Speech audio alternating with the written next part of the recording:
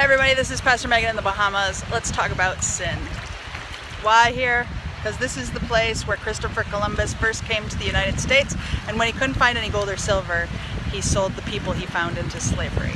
It was the beginning of the history of the United States, perhaps, and the beginning of racial inequality that was in these parts. So, the understanding of sin in the Bible is about connection and disconnection. Sin is when you are not connected to your community or you're not connected to God. And some of the ways that sin happens is through ways that communally we work together and we disconnect from the world. So racism is a systematic injustice that is sin. And even if you are the most progressive person on the planet, the racial inequality that exists in the United States means that we are a part of a sinful system. We can't untangle ourselves. That's what we talk about as Lutherans in our confessions. So there are some sins that are disconnections from community that we can, with the help of others and with the help of God, make better, maybe, on our own. Some of those things might be addiction.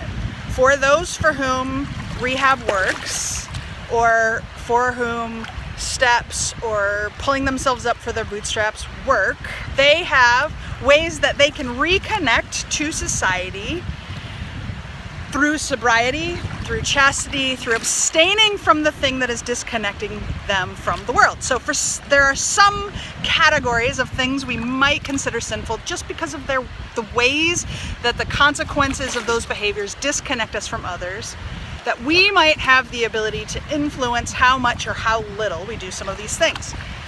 There's another type of sin that is sin defined by communities. So, for example, in the Bible, it talks about how slaves should not flee their masters because they are disconnecting from the community that they were a part of, right? In types of sin like this, it's community's job to change the definition of what sin is, right? We need to unlearn racial injustice. We need to unlearn homophobia, transphobia, Islamophobia, and all of the phobias that are yet to be invented, right? These are the kinds of sins that society or the church says, that's a sin, stop it. And the way to be disconnected back to community is not for someone to stop it, right? Not to stop having a certain hue of skin or not to stop loving the way that you do, but for society to learn to be more tolerant. And these are the ways that sin changes through our willingness to learn how to love, our willingness to forgive, and our willingness to learn about other people we don't understand. So if you've heard the word sin only used in a way that's like, you're sinning, stop it, know that there's more than one type of the ways that we look at sin. There's the things we don't think we can fix and maybe society needs to learn more about, and there's the things that maybe we could do better, like clean our rooms or keep the fridge clean.